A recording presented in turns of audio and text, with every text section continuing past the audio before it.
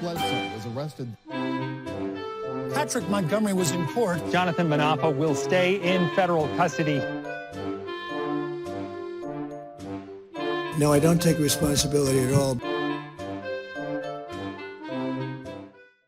Hey everyone, welcome to the show. So 55-year-old Montana resident and Air Force veteran Patrick O'Brien went to D.C. with his underage son. They headed to the Capitol following Donald Trump's speech, and they were seen on surveillance video illegally entering the Capitol just 13 minutes after the initial breach.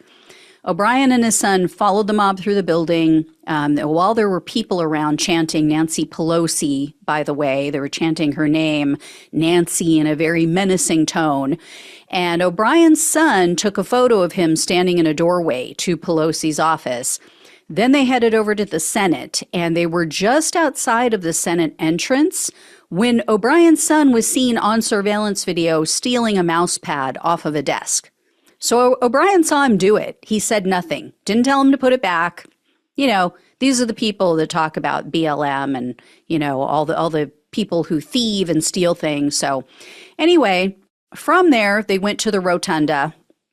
Eventually, they exited the Capitol. It was about 28 minutes after they entered.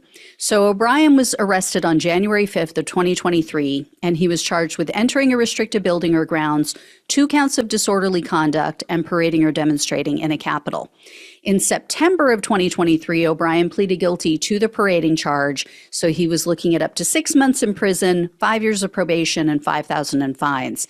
However, the government requested a sentence of only 60 days in prison, 60 hours of community service, and $500 in restitution. And per the terms of their plea agreements, these January 6 defendants have to sit for an interview with the FBI. So O'Brien was interviewed in January of 2023, and according to the government sentencing memo, he showed absolutely no remorse for his actions. This is after he signed a plea agreement. They said he was only sorry that he got caught, and he maintains that the election was stolen. So scary that, you know, we allowed this easily duped man into the military. And you're not going to be shocked to hear O'Brien gets his news from sites like Gateway Pundit. Who wants to tell him about the defamation lawsuits?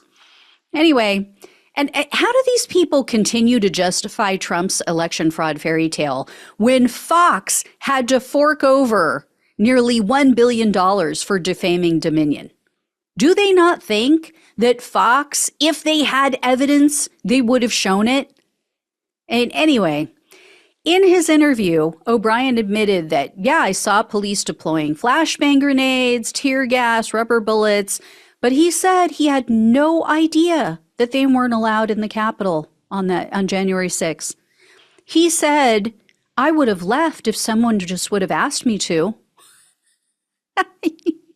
You cannot make this shit up. So U.S. District Judge Randolph Moss presided over O'Brien's case, and he sentenced O'Brien to only 3 years of probation and $500 in restitution. Absolutely insulting to the police and to everyone who was in the Capitol on January 6th.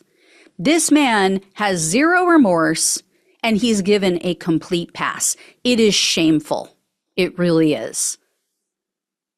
These judges, anyone who does this should be removed from the bench.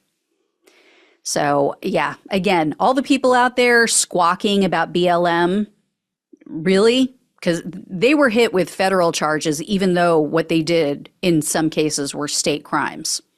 But tell me again how they got a pass. All right. Thank you all so much for watching and listening. Please like this video, even though it sucks, the outcome. Don't shoot the messenger. Please share this with other people. And if you can donate, really appreciate it. Tell everyone, subscribe. Love you all. Take care. Talk with you soon.